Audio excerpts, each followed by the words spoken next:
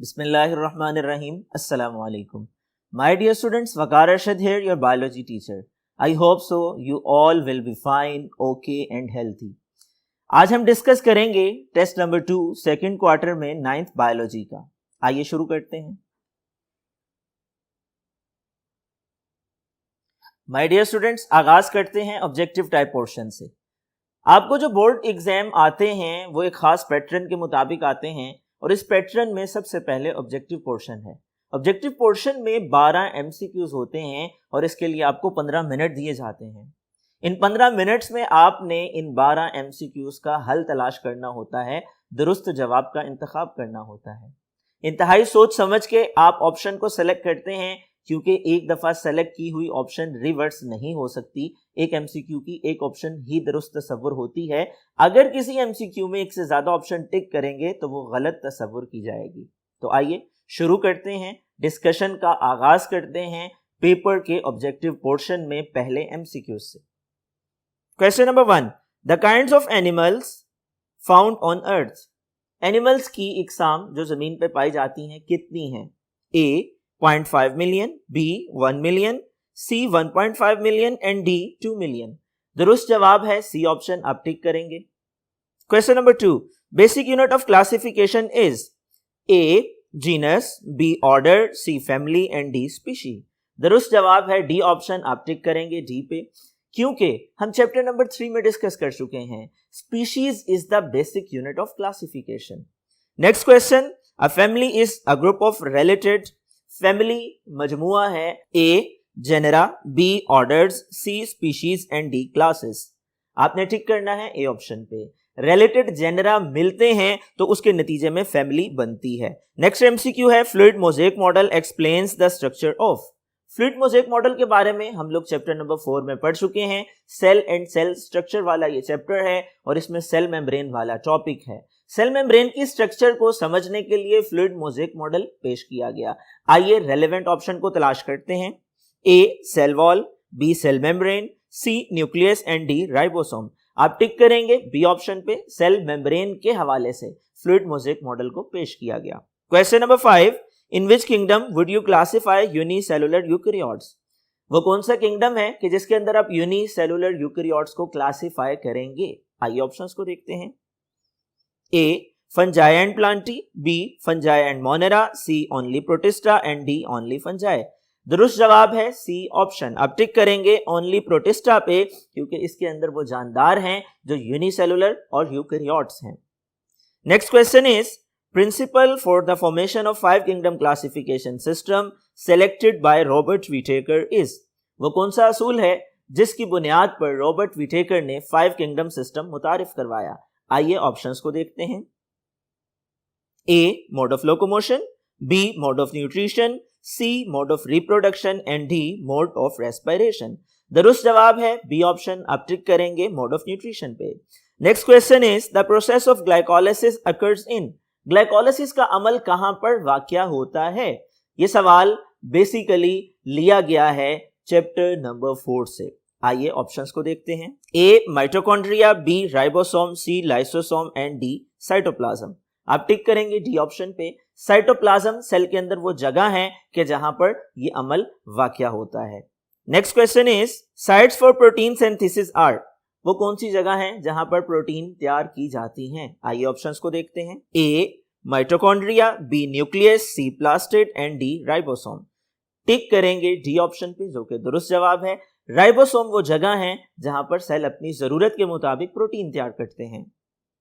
Next question is question number 9, Golgi was awarded Nobel prize for physiology and medicine in. Golgi एक scientist का नाम है, उसको Nobel prize दिया गया उसके काम की वजह से, फिजियोलॉजी और मेडिसिन के हवाले से. ये किस सन में दिया गया? आइए ऑप्शंस को देखते हैं. 1806, 1906, 1945 या 1936.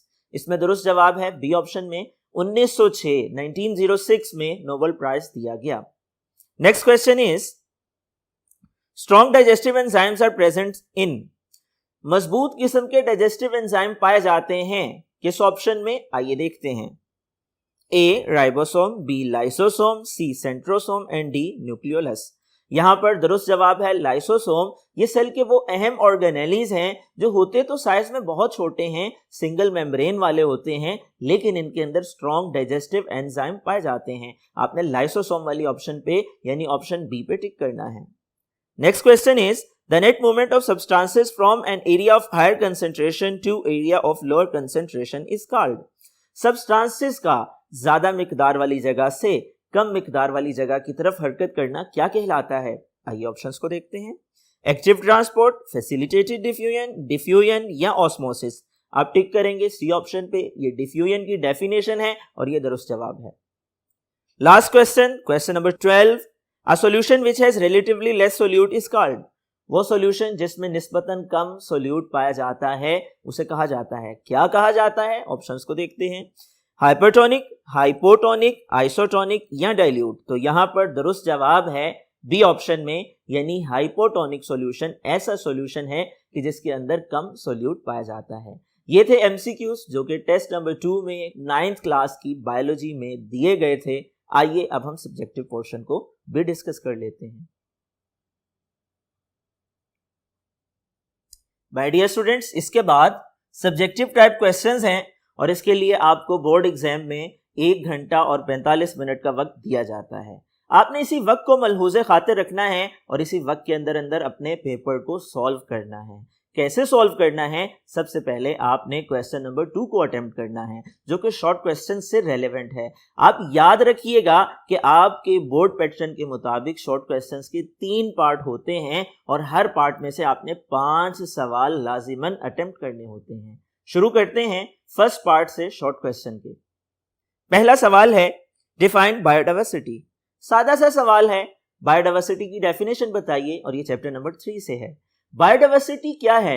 याद कीजिए, हम पढ़ चुके हैं। आपके पास पंजाब ग्रुप ऑफ कॉलेजेस के वेब पोर्टल पर ये लेक्चर्स भी मौजूद हैं। आप उन वीडियो लेक्चर्स को भी देख सकते हैं। हम डिस्कस कर चुके बायोडाइवर्सिटी की डेफिनेशन को। बायोडाइवर्सिटी का मतलब ये है किसी इकोसिस्टम में पाए जाने वाली जानदारों की मुख्तलिफ इकसाम का पाया जाना, उनका मुतालिया किया जाना। आपने डेफिनेशन लिखनी है, measure of variety of organism with in an ecosystem. इसमें आप एक एडिशनल पॉइंट ऐड कर सकते हैं टाइप्स का, और टाइप्स में आप लिख सकते हैं फ्लोरा डाइवर्सिटी ऑफ प्लांट्स को कहा जाता है, फाना डाइवर्सिटी ऑफ एनिमल्स को कहा जाता है। डिस्कस करते हैं नेक्स्ट क्वेश्चन।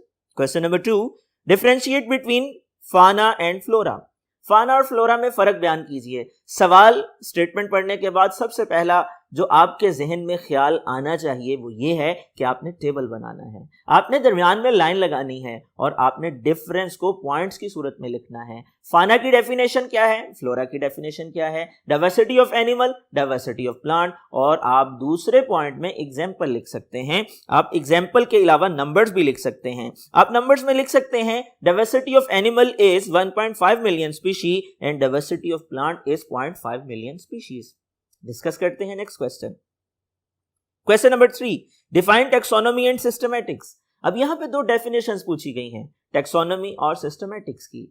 आप 2 हेडिंग्स देंगे, पहले टेक्सोनॉमी की हेडिंग देंगे, उसमें टेक्सोनॉमी की डेफिनेशन लिखेंगे, फिर सिस्टमैटिक्स की हेडिंग के साथ उसकी डेफिनेशन लिखेंगे। टेक्सोनॉमी के बारे में हमने पढ़ा, ये बायो की वो ब्रांच है कि जिसके अंदर हम जानदारों की गिरोहबंदी का मुतालिया करते हैं, जबकि सिस्टमैटिक्स के अंदर ना सिर्फ गिरोहबंदी का मुतालिया किया जाता है बल्कि उनके इर्तिका का, उनकी एवोल्यूशनरी हिस्ट्री का, उनके शजरा नसब का, उनके आबाओ अजदाद का भी मुतालिया किया जाता है। ये दोनों डेफिनेशन आपकी टेक्स्ट बुक में मौजूद हैं और आप इन 2 डेफिनेशंस को 2 हेडिंग्स के साथ लिख सकते हैं। Next question is define semi permeable membrane. Semi permeable membrane की डेफिनेशन बयान कीजिए। My dear students, chapter number 4 cell के हवाले से इस चैप्टर में हम पढ़ चुके हैं। सेल मेम्ब्रेन हो या सेल वॉल हो, ये दोनों सेमी परमिएबल मेम्ब्रेन होती हैं। सादा सा जनरल क्वेश्चन है कि सेमी परमिएबल मेम्ब्रेन कहते किसको हैं? आप इसमें लिख सकते हैं ये ऐसी मेम्ब्रेन होती है जो कुछ मटेरियल्स की मूवमेंट को अलाउ करती है जबकि कुछ मटेरियल्स को रोक लेती है। अब इसका जवाब एग्जैक्ट क्यों लिख सकते हैं? Cell membrane function as a semi-permeable barrier allowing a very few molecule across it while fencing the majority of chemical inside the cell। इसमें आप रोल लिख सकते हैं, रोल की हेडिंग के साथ। in this way cell membrane maintain the internal composition of cell। next question is what are the functions of cytoplasm। Cytoplasm के अफ़आल या फंक्शंस के बारे में बताइए। साइटोप्लाज्म क्या है? सेल का एक अहम हिस्सा है। चैप्टर नंबर 4 में हम पढ़ चुके हैं। इसके फंक्शन आप पॉइंट्स की सूरत में लिखेंगे। आप लिख सकते हैं provide space for proper functioning of organelle, act as the site for various biochemical reaction. इसके बाद एग्जाम्पल में आप लिख सकते हैं ग्लाइकोलाइसिस का अमल, ये एक केमिकल प्रोसेस है और ये सेल के साइटोप्लाज्म में होता है। इस दौरान में ग्लूकोज का मॉलिक्यूल टूटता है। डिस्कस करते हैं next question. Question number 6, differentiate in microfilament and microtubule. Chapter number 4 है और हम ये पढ़ चुके हैं। माइक्रोट्यूब्यूल और माइक्रोफिलामेंट ये दो मुख्तलिफ किस्म के धागे हैं जो कि ट्यूबुलिन और एक्टिन प्रोटीन से बने हैं। चूंकि डिफरेंस है तो आपने टेबल बनाना है, आपने अपनी आंसर शीट के दरमियान में लाइन लगानी है, पॉइंट्स की सूरत में इनके फर्क को वाज़ेह करना है। आप पॉइंट्स बना सकते हैं। डेफिनेशन में microtubules are made up of tubulin protein और microfilaments are made up of actin protein. दूसरा पॉइंट आप फंक्शन का बना सकते हैं और फंक्शन में आप लिख सकते हैं माइक्रोट्यूब्यूल के हवाले से ये सेल की शेप को मेंटेन करते हैं और ये सीलिया और फ्लैजेला का मेजर कंपोनेंट है, जबकि माइक्रोफिलामेंट के हवाले से फंक्शन में आप लिख सकते हैं कि ये बेसिकली सेल की शेप को चेंज करने में मदद देते हैं। Next question is what are ribosome. Ribosome से क्या मुराद है? सादा सा सवाल है और मुख्तसर सा जवाब। चैप्टर नंबर 4 से ये सवाल लिया गया है। राइबोसोम सेल के अहम ऑर्गेनेलीज हैं। These are tiny granular structures that are present in cytoplasm floating freely or bounded with endoplasmic reticulum. आप इसकी डेफिनेशन की हेडिंग देंगे और आप ये लाइन लिखेंगे और फंक्शन की हेडिंग देकर आप लिखेंगे कि इनका काम प्रोटीन बनाने में मदद देना है। Next question is what is endoplasmic reticulum. सवाल चैप्टर 4 से ही लिया गया है और ये सेल के ऑर्गेनेलीज में से एक ऑर्गेनेली है। एंडोप्लाज्मिक रेटिकुलम क्या है? डेफिनेशन की हेडिंग देंगे और डेफिनेशन नीचे लिखेंगे आप। It is a network of interconnected channels that extend from cell membrane to nuclear envelope. आप एक और हेडिंग देंगे रोल की और उसके साथ आप रोल लिख सकते हैं, या दूसरी सूरत में आप टाइप्स की हेडिंग देकर स्मूथ और रफ एंडोप्लाज्मिक रेटिकुलम के पॉइंट्स लिख सकते हैं। अगर रोल की बात करें तो रोल में आप लिख सकते हैं इनका काम मटेरियल्स की ट्रांसपोर्ट में मदद देना है। ये मॉडिफाई करते हैं मुख्तलिफ मटेरियल्स को और ट्रांसपोर्ट करने में मदद देते हैं। डिस्कस करते हैं नेक्स्ट क्वेश्चन। अगला पार्ट है क्वेश्चन नंबर 3 का और इसमें से पहला सवाल है define the basic unit of classification. Classification के बेसिक यूनिट की डेफिनेशन बयान कीजिए। सवाल सादा सा है और आपसे पूछा गया है स्पीशीज की डेफिनेशन के बारे में। बच्चे यहां पर कंफ्यूज हो जाते हैं। आपने याद रखना है बेसिक यूनिट ऑफ क्लासिफिकेशन का मतलब है स्पीशीज। तो आप एक लाइन में लिखेंगे the basic unit of classification is species. उसके बाद आप नेक्स्ट हेडिंग देंगे स्पीशी की और स्पीशी की डेफिनेशन आप मेंशन करेंगे। Next question is what are the aims of classification. Classification के मकासद बयान कीजिए। चैप्टर नंबर 3 से ये सवाल लिया गया है और 2 पॉइंट्स हम लोग पढ़ चुके हैं क्लासिफिकेशन के मकासद के हवाले से। क्लासिफिकेशन इसलिए की जाती है कि जानदारों की बनावट को, उसमें सिमिलरिटीज और डिफरेंसेस को समझा जा सके, और इसलिए की जाती है उनकी एवोल्यूशनरी हिस्ट्री को समझा जा सके, उनके शजरा नसब और आबाओ अजदाद का मुतालिया किया जा सके। आपने 2 पॉइंट्स की सूरत में इनके एम्स को राइट डाउन करना है। आइए डिस्कस करते हैं next question.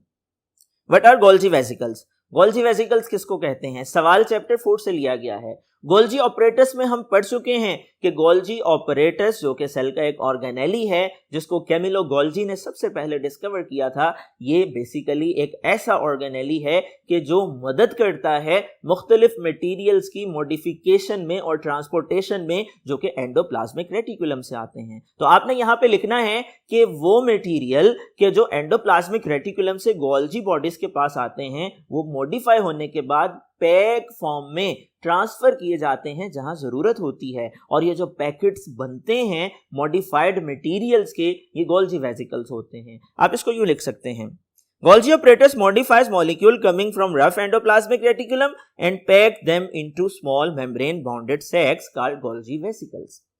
Next question is give the characteristics of kingdom Animalia. Chapter number 3 and topic is about 5 kingdom classification. 5 kingdom system में हमने किंगडम एनिमेलिया के बारे में भी पढ़ा था। यहां पर सवाल पूछा गया है कैरेक्टरिस्टिक्स के बारे में बताइए। तो आपने एनिमेलिया किंगडम के कैरेक्टर्स को पॉइंट्स की सूरत में हेडिंग्स के साथ लिखना है। आप लिख सकते हैं कैरेक्टरिस्टिक की हेडिंग और उसके बाद पॉइंट्स में it include eukaryotic multicellular consumer, number 2 Animals live mostly by ingesting food and digesting it within specialized cavities. And number 3, they lack cell wall and show movements. Next question is define lysosome, give their function. Lysosome की तारीफ बयान कीजिए और उसके अफ़आल के बारे में वजाहत कीजिए। सवाल सादा सा है, मुख्तसर सवालात का हिस्सा है, चैप्टर 4 से लिया गया है। लाइसोसोम के बारे में बताना है। लाइसोसोम क्या हैं? सेल के अहम ऑर्गेनेली हैं। ये सिंगल मेम्ब्रेन बाउंडेड होते हैं, इनके अंदर स्ट्रॉन्ग डाइजेस्टिव एंजाइम होते हैं, ये वैक्यूल के साथ जाकर फ्यूज हो जाते हैं और मुख्तलिफ मटीरियल्स की डाइजेशन में मदद देते हैं। आप इस सवाल को अटेम्प्ट करते हुए डेफिनेशन और फंक्शन की हेडिंग देंगे। डेफिनेशन की हेडिंग के साथ डेफिनेशन और फंक्शन की हेडिंग के साथ आप लिखेंगे कि ये वैक्यूल के साथ फ्यूज हो जाता है, मटीरियल्स को डाइजेस्ट करने में मदद देता है। Next question is what are centrosome. सवाल चैप्टर 4 से ही लिया गया है। सेंट्रोसोम क्या है हम डिस्कस कर चुके। सेंट्रियोल को ही सेंट्रोसोम भी कहा जाता है। और सेंट्रोसोम का बुनियादी काम क्या होता है? ये बेसिकली सेल की डिवीजन में मदद देते हैं। चैप्टर नंबर 5 में हम डिटेल डिस्कस कर चुके हैं। जब सेल डिवीजन होती है, माइटोसिस या मियोसिस होती है, सेल का जेनेटिक मटेरियल डिवाइड होता है, तो उस दौरान में ये सेंट्रोसोम, जिन्हें हम सेंट्रियोल भी कहते हैं, स्पिंडल फाइबर बनाते हैं और क्रोमोसोम की इक्वल डिवीजन में मदद देते हैं। इस सवाल के जवाब में आप सेंट्रोसोम के बारे में लिख सकते हैं। Animal cells have 2 centrioles located near the exterior surface of nucleus. The 2 centrioles are collectively called a centrosome. अगर आप एक पॉइंट मजीद ऐड कर दें फंक्शन का, तो उसमें आप लिख सकते हैं कि ये सेल की डिवीजन में मदद देते हैं, जेनेटिक मटेरियल की इक्वल डिवीजन को इंश्योर करते हैं। Next question is give the functions of vacuole. Vacuole ये सेल का एक अहम ऑर्गेनेली है, प्लांट सेल हो या एनिमल, दोनों में पाया जाता है। इसके फंक्शन बताने हैं, आपने पॉइंट्स में लिखने हैं। नंबर 1 आप लिख सकते हैं many cell takes in material from outside in the form of food vacuole and then digest the material with the help of lysosome. दूसरे पॉइंट में आप लिख सकते हैं some unicellular organisms use contractile vacuole for the elimination of their waste. Next question is differentiate between primary and secondary wall. ये सवाल लिया गया है चैप्टर 4 से और टॉपिक है सेल वॉल का। सेल वॉल के स्ट्रक्चर में हम पढ़ चुके कि कुछ सेल्स की सेल वॉल की 2 लेयर्स हैं। आउटर को प्राइमरी कहते हैं, इनर को सेकेंडरी वॉल कहते हैं। प्राइमरी वॉल में सेलुलोज पाया जाता है, सेकेंडरी वॉल में लिग्निन पाया जाता है। आपने पॉइंट्स बनाने हैं, आपने डेफिनेशन और केमिकल कंपोजिशन के पॉइंट्स के साथ इनके फर्क को वाजे करना है। इसके बाद ये पार्ट खत्म हो जाता है, तीसरा पार्ट शुरू होता है जो कि क्वेश्चन नंबर 4 है और उसका पहला हिस्सा what was the work of Robert Whittaker, give his basis of classification. Robert Whittaker का काम क्या था और उसने क्लासिफिकेशन किस बुनियाद पे की जानदारों की। सवाल के 2 हिस्से हैं, आपने 2 हेडिंग्स बनानी है। पहली हेडिंग में आपने रॉबर्ट विटेकर के काम को लिखना है, दूसरी हेडिंग में आपने बेसिस या प्रिंसिपल्स ऑफ क्लासिफिकेशन को लिखना है, जिसकी बुनियाद पे रॉबर्ट विटेकर ने 5 किंगडम सिस्टम को मुतारिफ करवाया।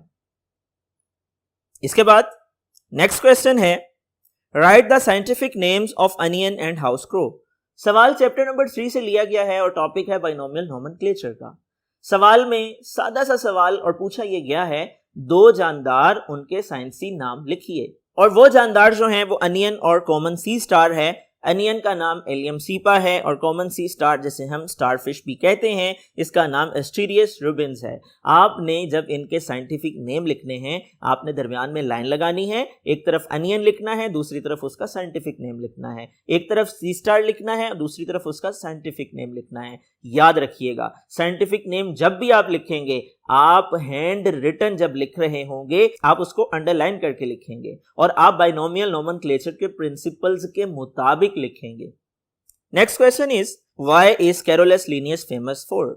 कैरोलस लिनियस क्यों मशहूर है, उसकी मशहूरी की वजह क्या है? तो इसका सबसे अहम काम हम डिस्कस कर चुके, बाइनोमियल नोमेनक्लेचर का सिस्टम मुतारिफ करवाना है, जिसकी बुनियाद पे आज हम इस काबिल हैं, साइंटिफिक कम्युनिटी इस काबिल है कि जानदारों के साइंसी नामों की बुनियाद पर उनको पढ़ सकती है, समझ सकती है, उन पर रिसर्च कर सकती है।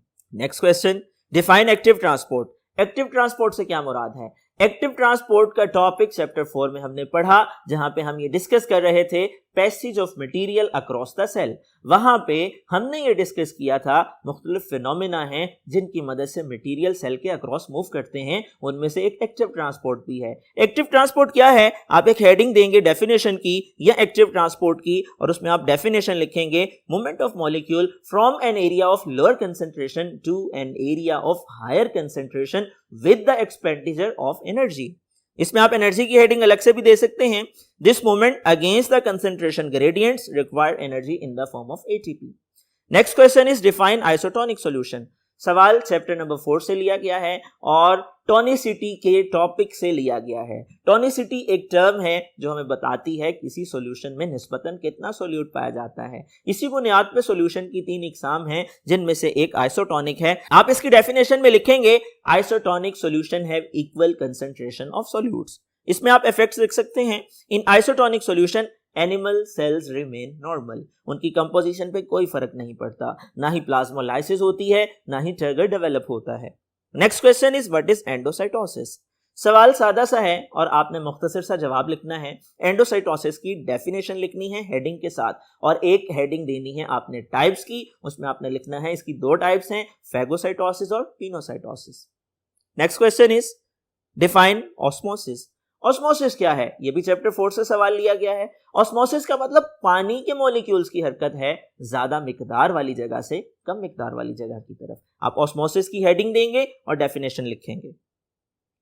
Define facilitated diffusion. सवाल इसी चैप्टर से और इसी टॉपिक से लिया गया है। पैसेज ऑफ मटेरियल या movement of material across the cell, इसमें हम पढ़ चुके हैं फैसिलिटेटेड डिफ्यूजन के बारे में। कुछ मटेरियल्स ऐसे होते हैं, कुछ सब्सटेंसेस ऐसे होते हैं, कुछ मॉलिक्यूल्स ऐसे होते हैं जिनका साइज गैर मामूली तौर पे बड़ा होता है या चार्ज गैर मामूली तौर पे उनके ऊपर वाक़या होता है, जिसकी वजह से सेल मेम्ब्रेन उनको मूव नहीं करने देती, रोक लेती है। इस सूरत में सेल मेम्ब्रेन में खास ट्रांसपोर्ट प्रोटीन मौजूद होती हैं जिन्हें हम कैरियर प्रोटीन कहते हैं। ये अपना किरदार अदा करती हैं, ऐसे मटेरियल्स ऐसे मॉलिक्यूल्स की मूवमेंट पॉसिबल बनाती हैं और ये मूवमेंट भी कंसंट्रेशन ग्रेडियंट के मुताबिक होती है, ज्यादा से कम वाली मिकदार की तरफ होती है। तो आपने इसकी डेफिनेशन लिखनी है एक्टिव ट्रांसपोर्ट की तरह एक हेडिंग के जरिए से, और आप हेडिंग देंगे फैसिलिटेटेड डिफ्यूजन की, नीचे आप डेफिनेशन मेंशन करेंगे। यहां तक शॉर्ट क्वेश्चंस हैं। इसके बाद जो दूसरा हिस्सा है वो लॉन्ग क्वेश्चंस पर मुश्तमिल है। लॉन्ग क्वेश्चंस की बात की जाए तो लॉन्ग क्वेश्चंस आपके बोर्ड पैटर्न के मुताबिक आपको बोर्ड एग्जाम में 3 पूछे जाते हैं, जिनमें से कोई से 2 सवाल आपने अटेम्प्ट करने होते हैं। याद रखिएगा, जो सवाल आप सेलेक्ट करेंगे उसको उसके दोनों पार्ट्स के साथ आपके लिए अटेम्प्ट करना लाजिम है। ऐसा नहीं हो सकता कि आप तीनों सवालों को अटेम्प्ट कर लें, आप कोई से 2 सवाल अटेम्प्ट कर सकते हैं। कुछ बच्चे ये गलती करते हैं कि तीनों सवाल अटेम्प्ट कर लेते हैं, किसी तरह 4 पार्ट्स मुकम्मल हो जाएं। ये तरीका दुरुस्त नहीं है। आपने 2 सवालों को मुंतखब करना है और उनके दोनों पार्ट्स आपने उसी तरतीब के मुताबिक लिखने हैं। आइए डिस्कस करते हैं पहले सवाल को। लॉन्ग क्वेश्चंस में जो पहला सवाल है, what is meant by the binomial nomenclature, describe its significance.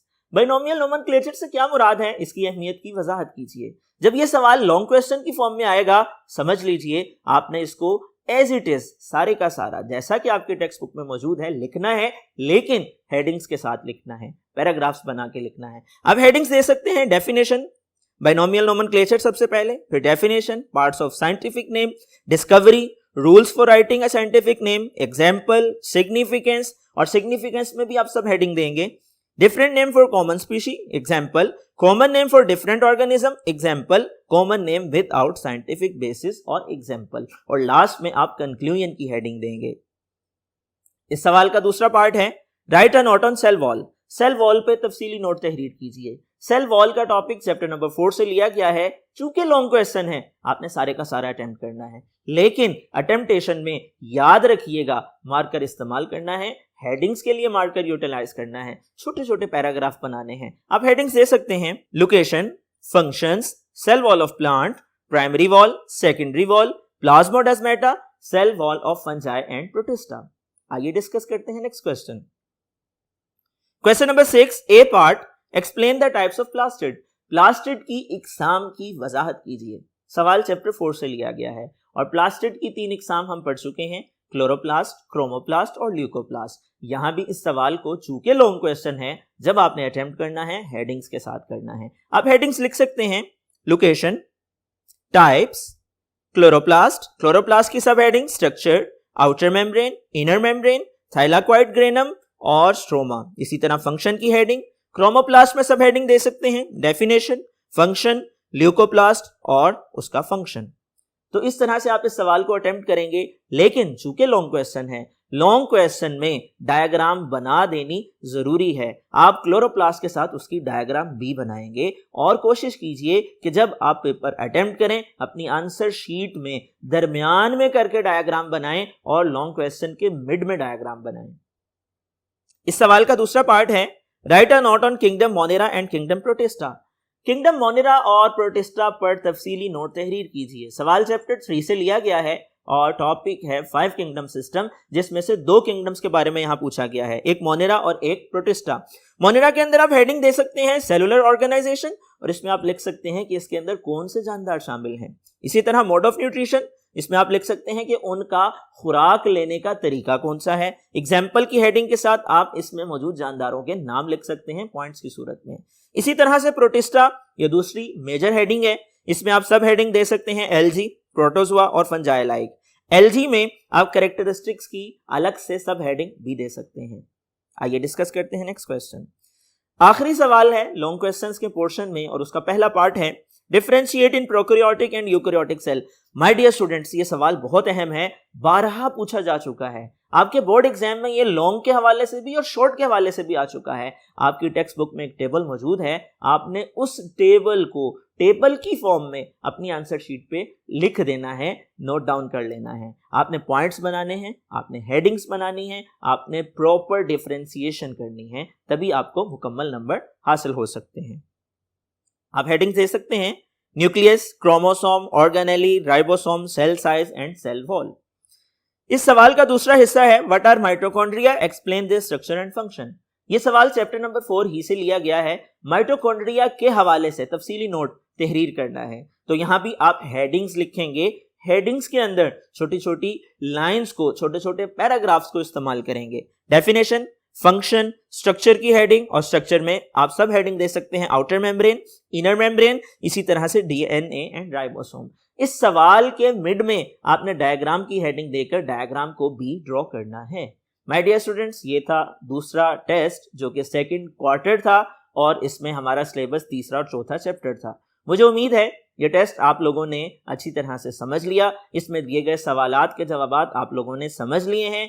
आपने इन गलतियों को रिपीट नहीं करना है जो यहाँ पर आपसे हो रही हैं। टेस्ट लेने का बुनियादी मकसद ही ये है कि आपकी इस्लाह कर दी जाए, आपकी गलतियों को ख़त्म कर दिया जाए, ताकि इम्तिहानात में आपका पेपर एररलेस हो, उसमें कोई खामी ना हो, कोई कजी ना हो, कोई कमी ना हो और इम्तिहान में आप मुकम्मल नंबर हासिल कर सकें। हमारी दुआएं आपके साथ हैं, हमारी नेक तमन्नाएं आपके साथ हैं। अल्लाह आपका हामी और नासिर हो।